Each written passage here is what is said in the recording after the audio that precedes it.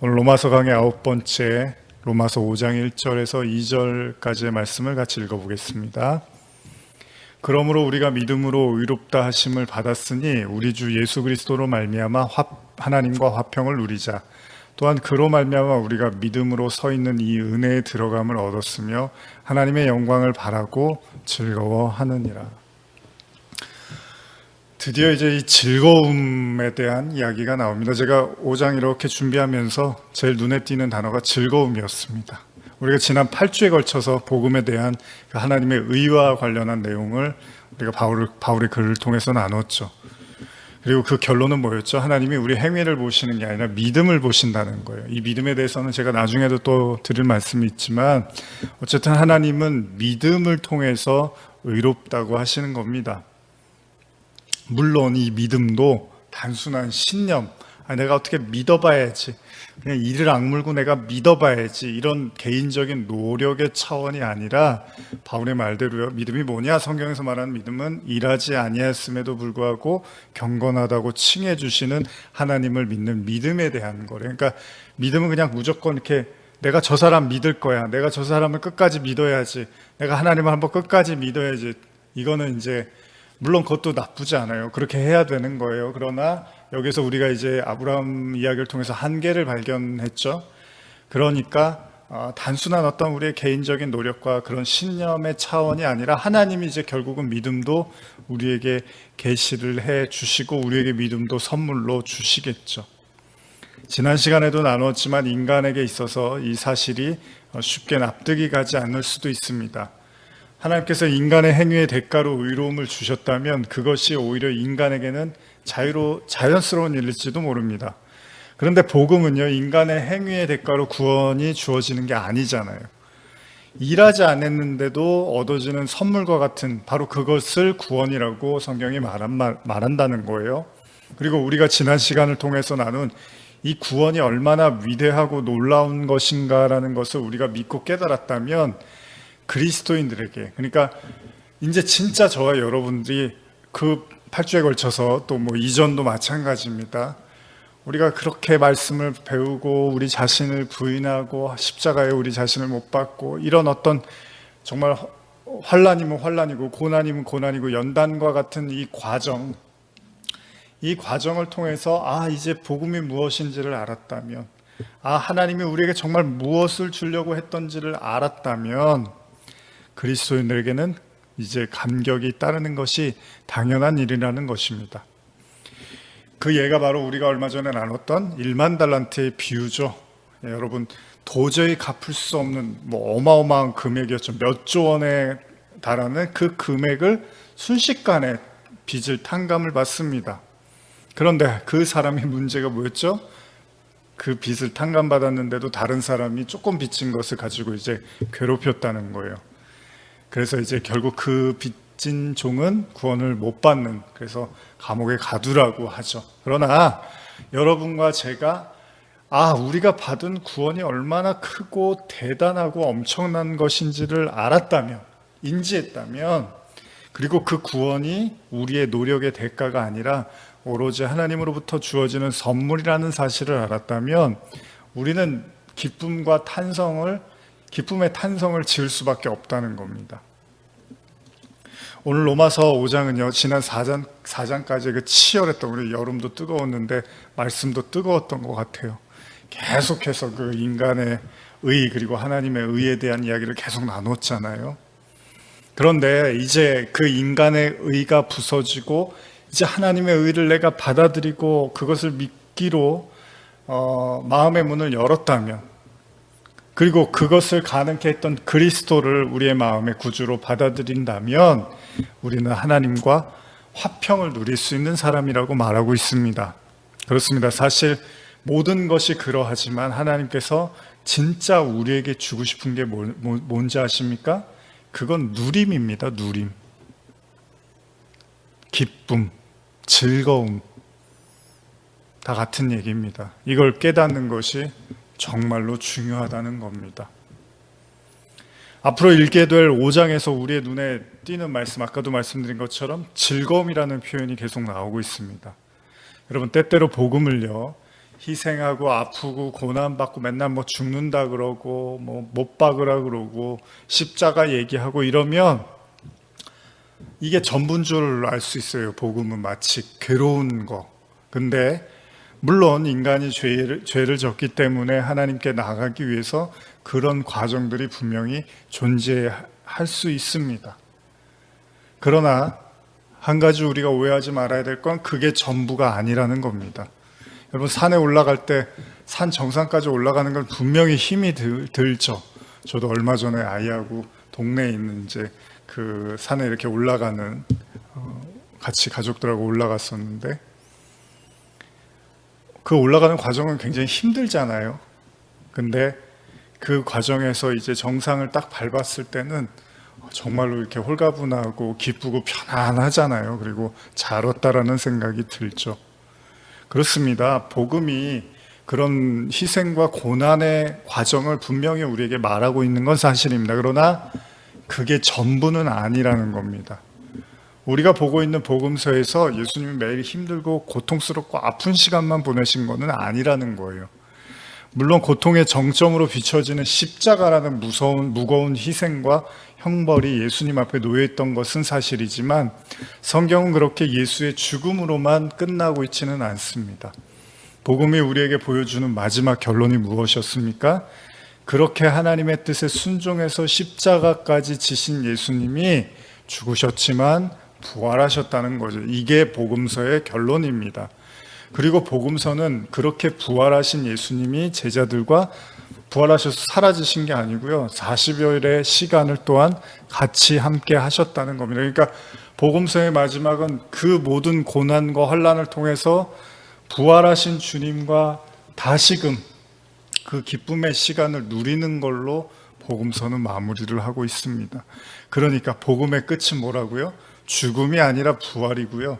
고난이 아니라 기쁨이었고 이별이 아니라 재회였다는 것입니다. 그렇기 때문에 바울은 이전에 어찌 보면 무겁고 건조한 이야기처럼 들릴 수 있는 율법과 은혜에 대한 이야기 혹은 인간의 불의와 하나님의 의에 대한 첨예한 이야기를 나열하고 있다가 결국 5장에서 이제 이 모든 것들의 의미를 자신의 것으로 소화했다면 이제 하나님과 화평을 누리고 즐거워하라는 겁니다. 저 또한 오래전에 청년 시절부터 신앙의 완성을 하나님과 동행이라는 생각을 했습니다. 그렇습니다. 저와 여러분들의 신앙의 목적은요, 딱 하나예요. 하나님과 동행하는 겁니다. 그래서 창세기에서 짤막하게 등장하는 에녹을 보면서 매우 부러워했죠. 에녹이 하나님과 동행했더니 세상에 다시 있지 아니하였더라 그러잖아요. 마치 최초의 그 하나님과 동행한 자로 기록되어 있는 듯해 보이는 에녹의 생애는 그야말로 짧은 구절이었지만 그 강렬함과 여운은 매우 크게 남아 있었습니다. 그렇습니다. 일반적으로요, 성인 남녀가 연애를 하는 목적, 물론 뭐 다 100%라고 할 수는 없지만 대부분 결혼입니다. 결혼. 그러나 결혼 자체가 사실은 목적이 아닙니다. 결혼식 하려고 연애하는 건 아니잖아요. 진짜 목적은 함께 사는 거죠. 그러니까 결혼에 골인했다고 모든 게 해결되는 건 아닙니다. 진짜 중요한 건, 그리고 또 진짜 어려운 건요, 결혼하고 나서 함께 같이 살아가는 거죠. 그런 의미에서 우리는 이 땅에서 믿음을 통해서 하나님과 동행하는 법을 배워갑니다. 그런데 여기에 한 가지 문제가 있습니다. 그게 뭐죠? 그것은 인간이 처음부터 하나님과 잘 어울릴 수 있는 존재는 아니었다는 거예요. 사실 보다 심각한 문제인데 그것은 인간이 죄로 말미암아 하나님과 원수였다는 거죠. 원수. 로마서 5장 10절 한번 읽어볼까요? 우리가 원수 되었을 때 그 아들의 죽으심으로 말미암아 하나님과 화목하게 되었은즉 화목하게 된 자로서는 더욱 그의 살아나심으로 말미암아 구원을 받을 것이니라. 그러니까 하나님과 원수였던 인간이 하나님과 동행이라는 목적지로 가기 위한 길은 결코 순탄치만은 않을 것입니다. 우스개 이야기지만요, 저도 처음 아내를 만나서 연애하고 이럴 때 성격이 좀 맞지 않아서 많이 싸우고 그랬는데, 그럴 때는 참 이렇게 많이 싸우는데 나중에 같이 살면 어떻게 될까 뭐 이런 생각도 했었고, 또 한편으로는 이렇게 서로 이렇게 사랑하고 좋아하는데 성격 안 맞는다고 이렇게 싸우는 거 보면 참 신기하기도 하더라는 거예요. 이렇게 좋아하면서도 싸우는 거 보면. 많은 경우에 그러하지만요, 남녀가 처음 만나고 시간을 보내다 보면 많은 차이들을 경험하게 됩니다. 뭐 이건 남녀 간의 문제만은 아니겠죠. 사람과 사람 사이에 언제나 있는 일입니다. 성격 차이, 뭐 여러 가지 기질적인 차이, 여러 가지 취향 문제, 뭐 여러 가지가 다 다르단 말이에요. 사람과의 동행에도 사실 쉽지 않은 수많은 난관과 벽들이 있는데요, 하나님과의 동행은 두말할 것도 없겠죠. 그것도 사람과 사람이라는 동등한 관계가 아니라 인간과 신이라는 엄청난 차이를 극복하고 동행해야 된다면 이건 더 큰 문제입니다. 그리고 여기에 가장 심각한 문제는 인간과 하나님 사이가 원수였다는 거예요. 그러니까 성도는 이 지점에서 하나님을 받아들이고 차근차근 그 하나님과 동행하는 법을 익혀야 합니다. 그러나 인간에게는 좀처럼 그러한 희망을 걸기가 어렵습니다. 하나님과 원수가 될 수밖에 없었던 이 이유도요, 인간의 원죄 때문이잖아요. 뭐죠? 선악과죠. 선악과의 죄. 이게 뭐죠? 하나님과 동등한 위치가 되고 싶었던 게 인간의 죄였죠. 그러니까 하나님처럼 되고자 하는 욕망을 품은 인간이 하나님과 동행을 한다는 건 그야말로 거의 불가능하다고 볼 수 있습니다. 예를 들면 이런 거예요. 만약 여러분들이 부모님하고 동행의 관계를 생각한다면 어떨까요? 예를 들면 여러분들의 부모님이 살아계신다는 전제 하에서 우리가 나이를 먹잖아요. 그러니까 부모님과 같은 나이가 될 수는 없어요. 내가 나이를 먹으면 부모님도 똑같은 그런 연세가 되신다는 거예요. 나이를 드신다는 거예요.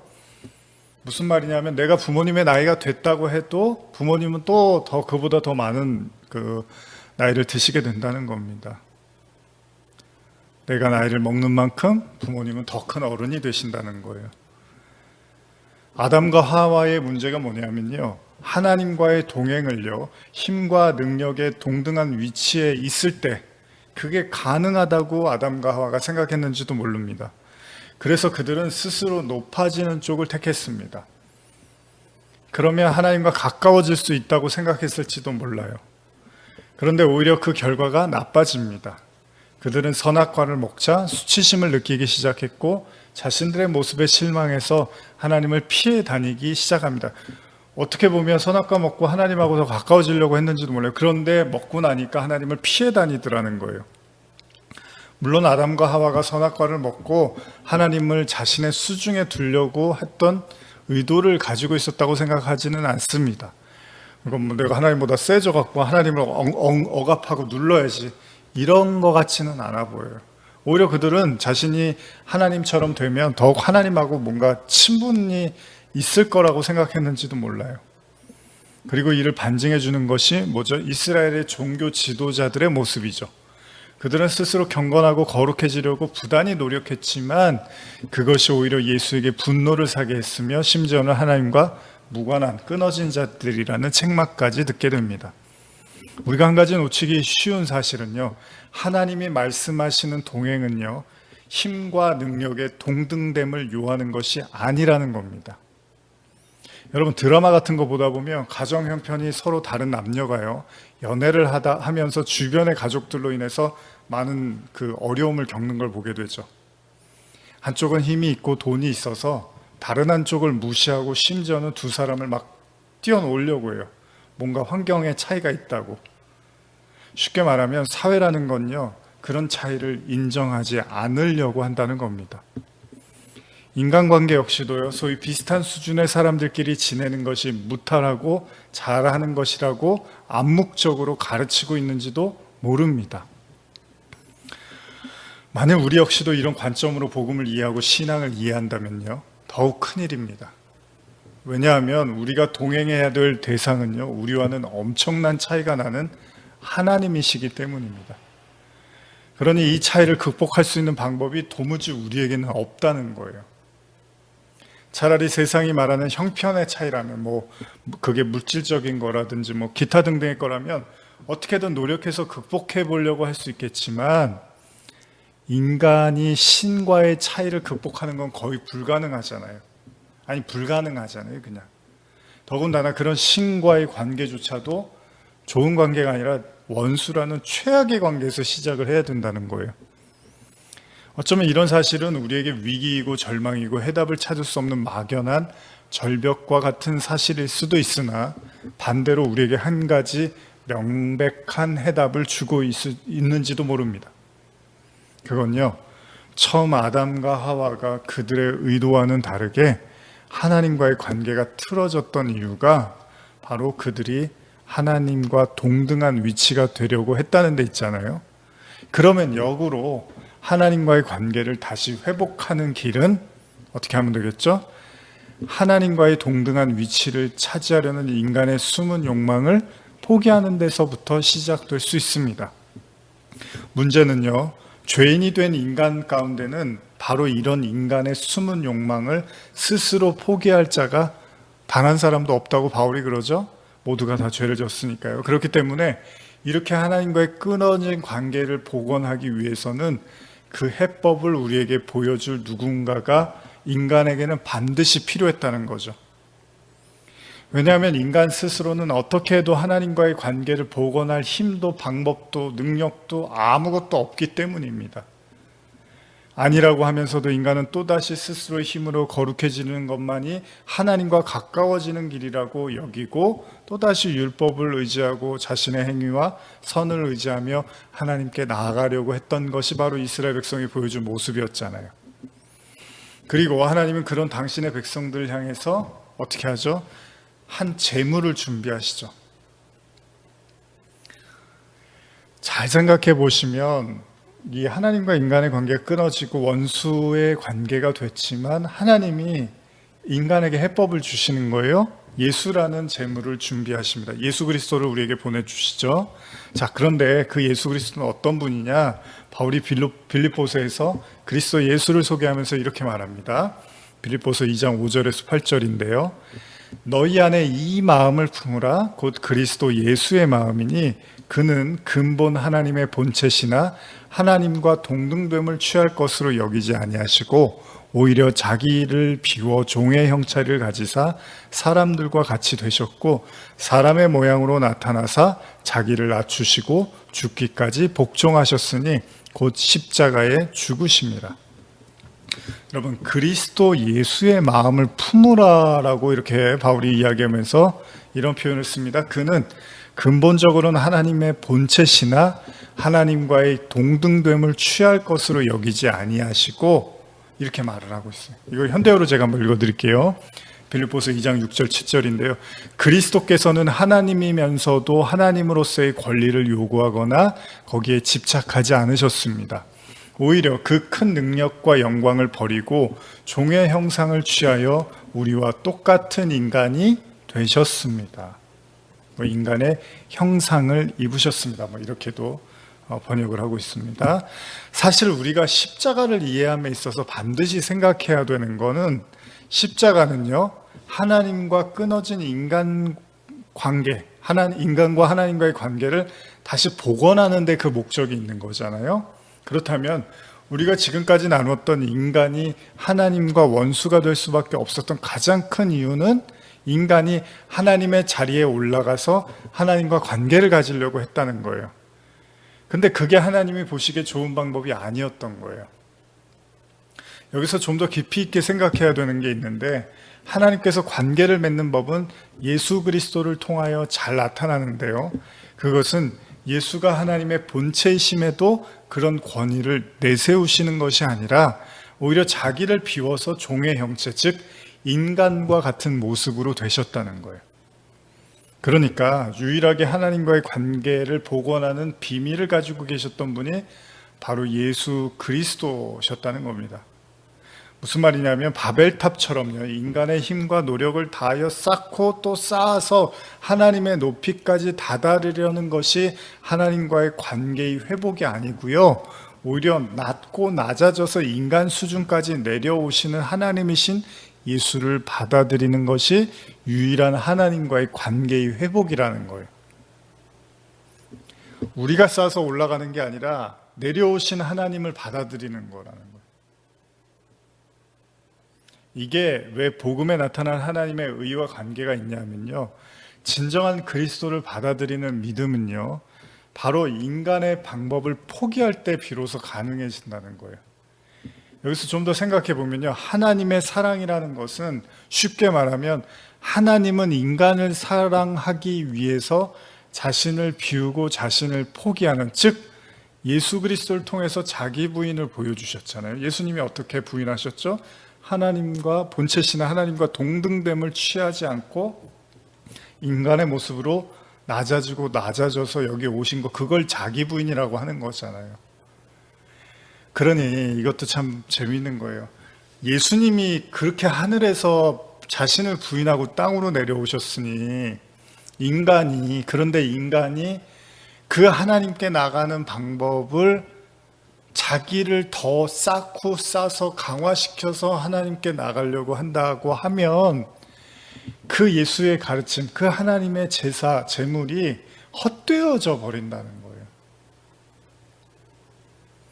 그래서 예수님도 자기 부인을 하셨고 우리에게도 똑같이 자기 부인을 하라고 하시는 게, 자기 부인하면 막 심란해하고 힘들어하고, 뭘 자꾸 부인하라 그래, 뭘 자꾸 그렇게 뭐 부서지라고 그러고 깨지라고 그러고. 근데 사실 그런 게 아니에요. 여러분, 남녀가 부부가 친구 관계도 좋습니다. 같이 지내려면 어떻게 해야 되죠? 하나하나 자신을 이렇게 버릴 건 버려야 되잖아요. 짐, 예를 들면은 예전에 제가 어떤 연극 같은 거 이렇게 보면은 갑자기 이렇게 한 옥탑방에 이렇게 같이 이렇게 살게 됐는데, 그러려면 짐 같은 거 어떻게 해야 되죠? 내 짐도 있고 상대방의 짐도 있고 이러면은 짐을 어떻게 해야 되죠? 정리를 해서 버려야 되잖아요. 그걸 다 쌓아둘 수는 없는 거죠. 그런 의미에서의 자기 부인이라는 거예요. 자기 부인도 어떻게 보면 우리와 하나님과의 그 동행, 만남이 이 땅에서 우리가 그 하나님과 동행을 배워가는 과정에서의 사실 자기 부인인 거거든요. 그러니까 말이 자기 부인이라고 하면 뭔가 되게 힘들어 보이고 되게 아파 보이고 막 뭔가 많이 포기해야 될 것 같고 이런 생각만 하는데, 사실은 하나님과의 그 연합과 동행을 위한 거라는 거죠. 그런데 좋아요. 하나님이 나는 하나도 안 포기해, 근데 너희는 포기해, 이러면 기분 나쁘죠. 우리도. 하나님은 하나도 안 포기하시면서 왜 저희한테만 포기하라 그러세요? 그런데 예수님을 통해서 뭐라 그래요? 종의 형체, 그냥 자기를 비워서 종의 형체로 십자가에 매달리기까지 복종을 하셨다 그러잖아요. 이게 하나님의 방식이에요. 우리를 사랑하겠다고 하시는. 근데 우리가 저는 포기 못 하겠어요, 저는 못 버리겠어요, 저는 그렇게까지는 못 하겠어요, 이제 이래 버리면 그 하나님의 사랑을 우리가 받아들일 수가 없다는 겁니다. 그러니까 예수가 하나님과 동등됨을 취하지 않고 낮아져서 인간의 모습으로 내려오셨다는 말에는 이미 하나님께서 인간을 위해서 자신의 모든 걸 내어줄 용의가 있었음을 암시하고 있습니다. 이건 얼마 전에 나누었던 공짜와 관련된 말씀과도 연관이 있는데요. 그러니까 하나님은 인간을 향해서 자신의 모든 걸 공짜로 선물로 베풀 의향이 있다고 십자가를 통해서 말씀하셨습니다. 그러나 인간이 그런 하나님의 의도를 깨닫지 못하고 하나님의 사랑조차도 자신의 일한 대가로 주어지는 것이라 착각했다는 겁니다. 다시 말하면 그 엄청나고 완전하신 하나님의 사랑을 깨닫지 못한 인간은 인간을 향한 하나님의 무한한 사랑에 집중하지 못하고 오로지 자신이 한 일에 상응하는 대가를 요구하면서 소위 하나님과 장사를 하려고 든다는 겁니다. 제가 얼마 전에 이렇게 인터넷 영상 같은 거 보다가 요새 옛날 드라마 이런 것들 많이 나오잖아요. 그러다가 단막극 한 편을 봤는데 같이 이렇게 아주 친하게 서로 일하던 그런 사람들이, 아주 너무 가족처럼 일하던 사람들이 어떻게 하다 복권에 당첨이 됐어요. 같이 이렇게 긁었는데, 그랬더니 그 다음부터는 정말 가관이더라고요. 완전히 관계가 다 깨져 버리더라고요. 그래서 나중에는 이제 어떻게 해서 이제 마무리가 됐는데, 나중에는 같이 이제 일할 수 없는 그런 관계가 돼 버렸어요. 그렇게 서로 고마워하고 가족처럼 여기고 같이 밥 먹고 일하고 그걸 행복하게 여기던 사람들이 어떤 그런 이제 물질적인 어떤 이익이 생기면서 거기서 이제 막 흠집이 나기 시작을 하는데, 물론 그냥 가볍게 볼 수 있는 드라마이기도 하지만 결코 쉽지 않은 이야기죠. 그걸 보면서 참 마음이 씁쓸하더라고요. 결국 나중에는 이제 그거 가지고 싸우는 거예요. 내가 어떻게 같이 이렇게 일하면서 내가 얼마나 노력하고 애쓰고 했는데 왜 나한테 이렇게 하냐, 뭐 이러면서 이제 서로 이제 입장을 이야기를 하는 거죠. 우리도 그럴지 몰라요. 우리가 그 하나님이 주시는 그 무한한 사랑에 대한 거기에 눈을 돌리지를 못하면 계속 우리는 이제 우리가 한 것에 대해서 상응하는 대가를 하나님이 왜 안 주시지? 이런 생각만 이제 하게 되는 거잖아요. 나중에는 이게 이제 하나님과 원수가 되는 길이에요. 그게 탕자 비유라든지 다 그런 얘기들이잖아요.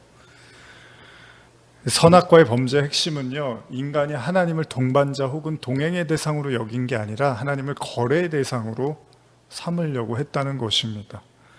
그러니까 하나님은 순수하게 사랑을 지금 아들까지 줘서 모든 걸 정말 탈탈탈 털어서 인간을 향해서 이렇게 손짓을 했는데, 인간은 그 무한한 하나님의 사랑을 보질 못하고 왜 내가 달라는 거 안 줘요? 내가 그거 달라고 얼마나 하나님한테 잘했는데요?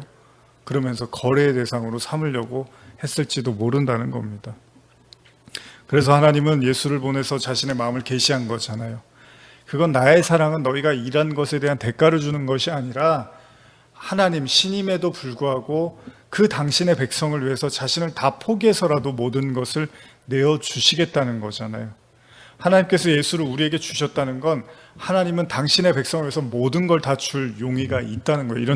이런 메시지를 하는 순간 근데 왜 안 주세요? 그 모든 걸 다 주어야 되는데 왜 하나도 안 주세요? 이런 생각을 하실지도 모르겠지만 보세요. 로마서 8장 32절 보면 자기 아들을 아끼지 아니하시고 우리 모든 사람을 위하여 내주시니가 어찌 그 아들과 함께 모든 것을 우리에게 주시지 아니하겠느냐, 이렇게 바울이 말하죠. 복음은 하나님은 모든 걸 다 줄 용의가 있대요. 근데 여기서 중요한 거예요. 그러나 조건이 있어요. 하나님이 자기를 깼기 때문에, 예수를 통해서 하나님이 그 자기 부인의 사랑을 보여주셨기 때문에 진짜 여러분과 제가 하나님과 동행하고 하나님과 함께하는 것이 목적이라면 지금 내가 원하고 바라고 가져야 되고 이 세상에 있어야 되는 것들을 빨리 하나님한테 받아내는 게 하나님과의 관계 회복이 아니라, 그런 많은 필요와 많은 내 부족함과 결핍이 있지만 그것들조차도 내가 내려놓고 나를 부인할 때만이 비로소 하나님과 동행할 수 있는 그 십자가의 길이 열린다는 거예요. 그래서 십자가는 예수만 못 박혀야 되는 게 아니라 우리도 그리스도와 함께 못 박혀야 된다는 겁니다. 이게 하나님과 동행하는, 하나님과 혼인하는 길이에요. 그리고 그럴 때만이 비로소 하나님의 무한한 사랑을 보게 된다는 거예요. 그렇잖아요, 여러분. 여러분이 사랑하는 가족이라든지 그런 사람들이 있는데 어쩔 때 가장 그 사랑을 깨달을 수 있을까요? 당연히 위기에 처했을 때죠. 정말로 목숨까지 내어줄 수 있는 그런 상황이 왔을 때 비로소 저 사람이 진짜 나를 사랑하는구나, 이런 걸 느끼잖아요. 그러니까 우리는 지금 하나님은 예수라는 아들 독생자를 목숨을 내어주면서 내가 이렇게 너희를 사랑할 거야, 아무런 대가와 가치 없이 이렇게 내가 너희를 사랑할 거야 라고 했는데, 그래서 목숨까지 줘버렸어요. 근데 인간이 근데 그거는 지금 저한테 그렇게 필요하거나 중요하지 않고요, 제가 지금 굉장히 중요하게 생각하는 몇 가지 일들이 있는데 그거 먼저 해주셔야죠, 하나님. 이런 거예요, 이런 거. 그러니까 십자가로 이미 다 그 하나님의 엄청난 사랑을 다 보여줬는데 거기에는 관심이 없어요, 사람들은. 그냥 나 그렇게 사랑하신다 그러면 애들이 그러는데, 엄마 나 그렇게 좋아하면 내가 좀 원하는 가방 사줘, 운동화 사줘, 어디 먹을 것 좀 사줘, 뭐 이런 거에 더 관심이 있다는 거예요.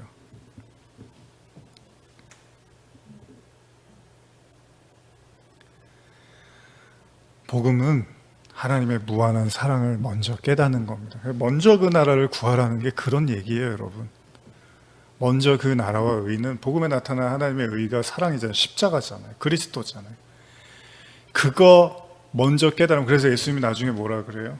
그때는 너희가 내 안에, 내가 너희 안에, 아버지가 너희 안에, 내가 아버지 안에, 뭐 다 이런 말씀하시면서 그러면 구하는 모든 걸 다 얻는다고 하잖아요. 근데 우리는 이런 과정들보다는 빨리 내가 구한 것들을 빨리 주셔야지 내가 하나님을 신뢰하겠습니다, 이런 쪽에 관심인데, 하나님은 더 잘 아세요, 인간의 마음을. 그런 것들이 계속 하나님이 주어지고 허락하면 인간의 관심은 무한한 하나님의 사랑에 관심이 있는 게 아니라, 내가 이렇게 기도했더니 하나님이 들어주시더라, 내가 이렇게 했더니 하나님이 이렇게 성공시켜 주시더라, 여기에만 더 혈안이 돼 있게 되더라는 겁니다. 복음은 무한한 사랑을 깨닫는 겁니다. 그것은 교리나 신학적 지식에 머무르는 것이 아니고요, 무한하고 영원한 하나님의 사랑이 유업으로 내 마음속에 받아지고 그리고 누리는 데 있다는 겁니다. 그렇습니다. 복음의 결국은 사랑입니다. 그래서 바울도 율법의 완성이 사랑이라고 말을 한 거예요. 그러니까 여러분과 제가 치열하게 뭐 율법이 뭐고, 뭐 깨져야 되고, 뭐 하나님의 의, 인간의 의, 뭐 어떤 얘기를 다 해도 그 결론은 사랑입니다. 사랑 가리키려고 하시는 거예요, 하나님이. 그리고 이 진정한 사실을 믿음으로 받아들인 자만이 그 사랑을 누리게 된다는 겁니다. 그래서 이런 표현을 쓰죠, 바울이. 로마서 5장 3절에서 6절입니다. 다만 이뿐 아니라 우리가 환난 중에도 즐거워하나니 이는 환난은 인내를, 인내는 연단을, 연단은 소망을 이루는 줄 알미로다. 소망이 우리를 부끄럽게 하지 아니하면 우리에게 주신 성령으로 말미암아 하나님의 사랑이 우리 마음에 부음받음이니 우리가 아직 연약할 때에 기약대로 그리스도께서 경건하지 않은 자를 위하여 죽으셨도다. 성도가 환난 중에도 즐거워할 수 있는 이유는 하나님의 사랑이 무엇인지를 깨달았기 때문입니다. 이건 어떤 의미에서 성도에게 닥치는 환난도 하나님의 인내를 배우는 여정이며, 그 인내를 통하여 결국 강인한 하나님의 사랑을 배워가는 걸지도 모릅니다. 그러니까 저와 여러분들에게 지금 닥치고 있는 많은 어려움들도 그 속에서 하나님의 인내와 사랑을 우리는 배워가고 있는 중이라는 겁니다. 결국 성도에게 닥치는 모든 일은 그 무한하고 넓으신 하나님의 사랑을 배우기 위함, 깨닫기 위함이라는 거예요. 그렇기 때문에 성도에게 소망이 있는 겁니다. 왜요? 그 소망은 바로 하나님이시며 보이지 않지만 보이는 것으로 받아들이게 되는 바로 믿음이라는 거예요. 여러분들 안에 믿음이 강건해지는 거죠, 이 모든 일들을 통해서. 로마서 5장 7절에서 8절 읽어보겠습니다. 의인을 위하여 죽는 자가 쉽지 않고 선인을 위하여 용감히 죽는 자가 혹 있거니와 우리가 아직 죄인 되었을 때 그리스도께서 우리를 위하여 죽으심으로 하나님께서 우리에 대한 자기의 사랑을 확증하셨느니라. 결국 바울은 말합니다. 의인을 위하여 죽는 것이 쉽지 않고 선인을 위해 죽는 일도 혹 있지만 그리스도께서는 우리가 하나님의 원수였음에도 우리를 위해서 죽으셨다. 왜요? 하나님이 인간을 어떻게 사랑하시는지를 보여주시기 위해서. 여러분, 하나님이 사랑한대요, 인간을. 인간끼리는 우리가 사랑, 여러분도 저도 첫사랑, 처음 느꼈던 그 사랑의 감정, 여러 가지 사랑에 대한 이야기들과 생각들을 하잖아요. 하나님은 도대체 인간을 어떻게 사랑하실까요? 그러니까 저와 여러분들이 복음을 통해서, 말씀을 통해서, 인생을 통해서 사실은 하나 배우는 거예요. 뭐예요? 하나님의 사랑. 나를 향한 하나님의 사랑. 그런데 그 하나님의 사랑은 뭐죠? 인간이 하늘로 올라가는 게 아니라 그 하늘의 주님이 인간을 향해서 자신을 깨고 내려오시더라는 거예요. 그리고 이걸 받아들이는 거예요. 왜요? 이게 왜 중요하죠? 가만히 생각해 보십시오. 왜 인간이 예수를 죽였습니까? 인간의 상식에는 신이 인간의 모습을 하고 내려온 걸 받아들일 수가 없는 거예요. 그것도 그럴싸한 모습이 아니라 소위 낮고 천박하고 추한 모습이라고 생각했습니다. 그러나 어쩔 수가 없습니다. 우리 모두는 다 예수를 죽인 자예요. 그 얘기는 뭐예요? 우리도 그런 식으로의 예수를 원했던 게 아닌 거예요. 하나님의 아들이 그런 식으로 오는 거라고 생각하지 않았던 거예요. 그래서 예수를 죽였습니다. 그러나 여기서 끝나서는 안 됩니다. 그의 죽음을 통해서 반드시 우리는 알아야 됩니다. 그 속에 담긴 하나님의 사랑, 인간과 화해하기 위한 그 하나님의 마음, 인간을 위해서 모든 것을 다 내어주시겠다는 그 하나님의 사랑을 말입니다.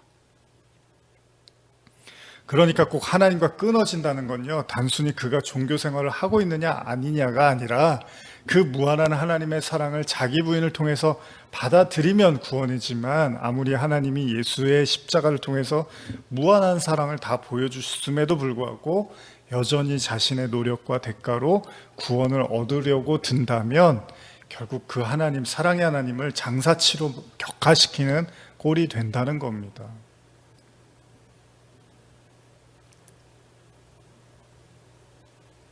그런 자들은 당시의 바리새인처럼 겉으로는 매우 열심히 신앙생활을 하는 것처럼 보이지만 뭐라고요? 하나님의 이미 끊어진 자들이라고, 심판의 대상이라고 말을 하고 있습니다. 중요한 건 하나님의 진정한 사랑을 깨닫는 것입니다. 로마서 5장 9절에서 11절 보시면요, 그러면 이제 우리가 그의 피로 말미암아 의롭다 하심을 받았으니 더욱 그로 말미암아 진노하심에서 구원을 얻을 것이니 곧 우리가 원수 되었을 때 그의 아들의 죽으심으로 말미암아 하나님과 화목하게 되었은즉 화목하게 된 자로서 더욱 그의 살아나심으로 말미암아 구원을 받을 것이라. 그뿐 아니라 이제 우리로 화목하게 하신 우리 주 예수 그리스도로 말미암아 하나님 안에서 또한 즐거워하느니라. 여러분, 십자가를 통해서 인간에게 내려오신, 자신을 버려서라도 인간과 화목하기를 원하시는 하나님의 무한한 사랑을 깨달은 자들이라면 이제 그들이 할 일이 무엇이죠? 하나님과 화목하고 동행하는 삶을 누리는 겁니다. 여러분, 결혼의 이유는 뭐죠? 행복이에요. 행복하기 위해서 결혼하는 겁니다. 정말 이 사람과 살면 행복할 것이라고 믿기 때문에 결혼하는 거잖아요. 하나님과의 동행하는 성도들은 두말할 것도 없습니다. 그러나 여러분, 결혼의 목적은 뭐죠? 결혼 자체가 목적이 아니라 함께 지내는 거죠. 함께 사는 겁니다. 근데 그 하나님이 다 보여주셨어요. 우리를 위해서 자기 자신을 부셔서라도 사랑하겠다고 예수를 통해서 다 보여주셨어요.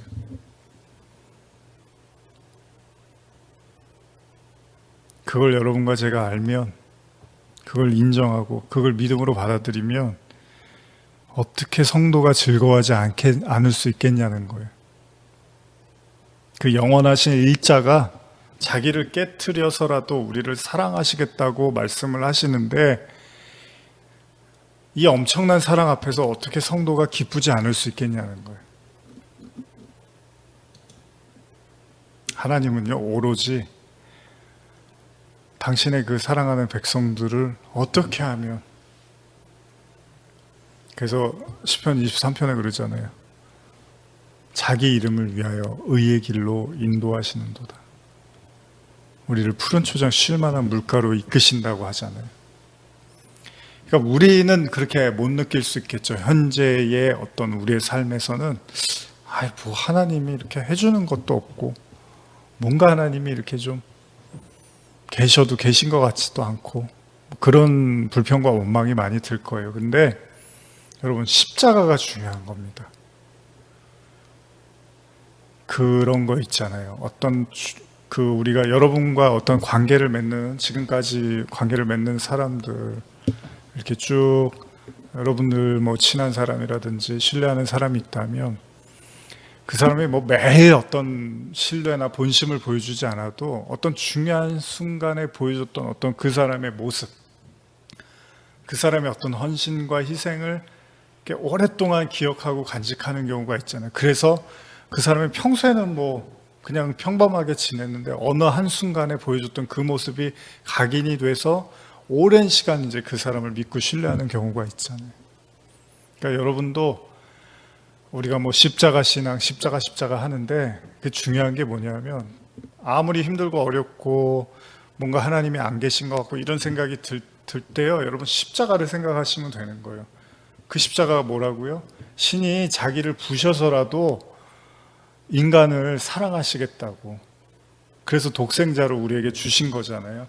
이거 하나를 우리가 기억하면, 그래, 하나님이 나를 이렇게까지 사랑하시겠다고 했는데 내가 지금 내 눈에 보이는 걸로는 도무지 그게 잘 이해가 안 가고, 왜 하나님이 나에게 이렇게밖에는 안 하실까라는 생각을 한다 하더라도 분명히 하나님은 십자가에서 나에게 그 모든 사랑을 보여주시고 확증하셨다고 말씀하셨으니까, 지금 이 순간에도 내 눈에는, 내 마음에는 흡족하지 않지만 하나님은 나를 사랑하고 계시고 나와 함께하고 계시다는 걸 십자가로 회복하는 거죠. 십자가로 돌아가는 거예요.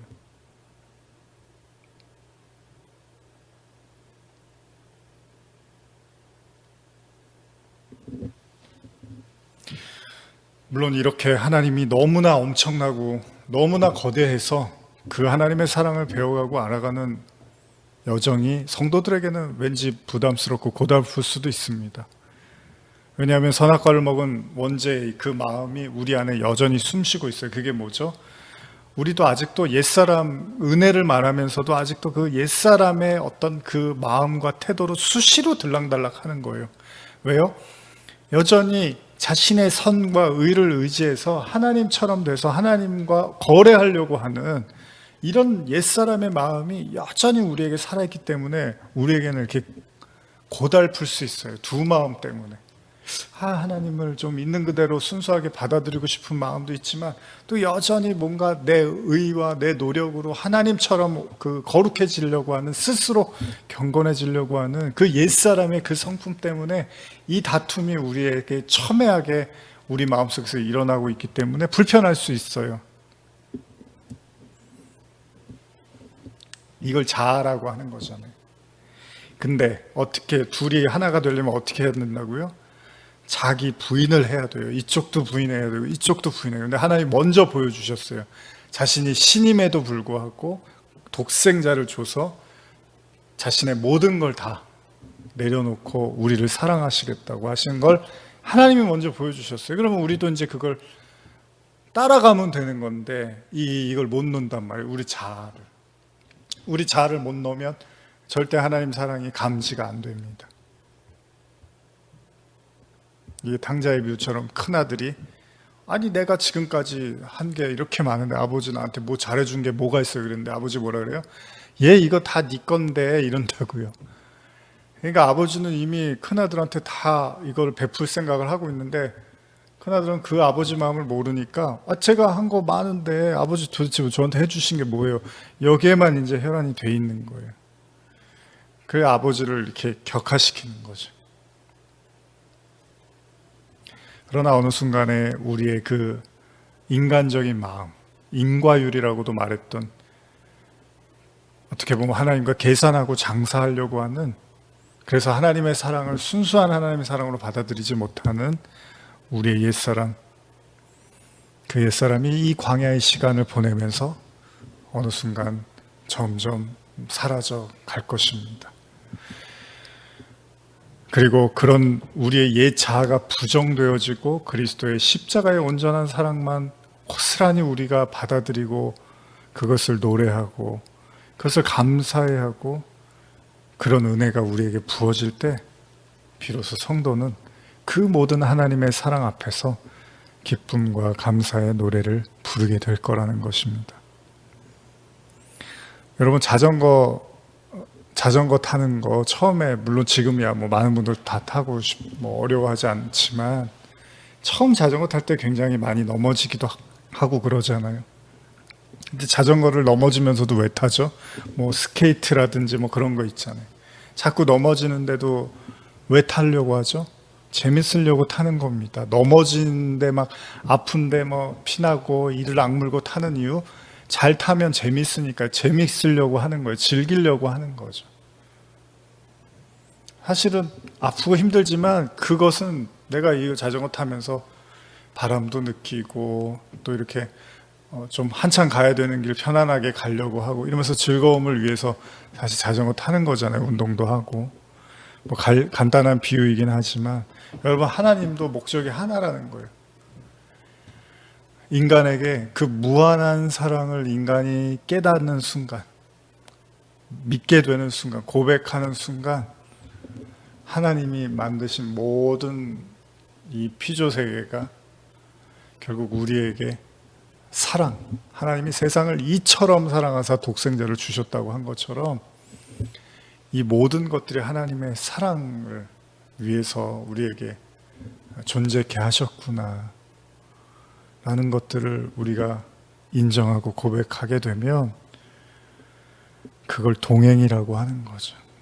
무슨 하나님이 눈에 보이는 분으로 나타나서 내 옆에 계셔야지 동행이 아니라 눈에 보이시진 않지만 모든 것들 통해서 나와 함께 하시는 그 하나님을 발견하면 그게 사랑이고 동행이라는 겁니다. 여러분, 성도는 여기에 소망이 있습니다. 아니요. 지금 여러분들 곁에 계신 하나님이 바로 우리의 유일한 소망입니다. 그것 때문에 우리가 기뻐할 수 있는 거죠. 거기에서 기쁨을 누리시기를 소원합니다.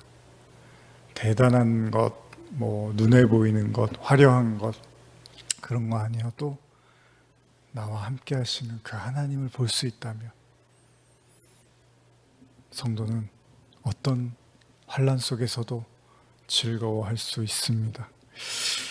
그 어느 때보다도 힘겨운 시간을 보내고 있을 우리 성도님들을 생각하며 다시 한번 이 본문을 함께 읽고 싶습니다. 그리고 이 본문을 늘 마음속에 새겨두시기를 소원합니다. 함께 로마서 5장 3절 4절 같이 읽고 마치겠습니다.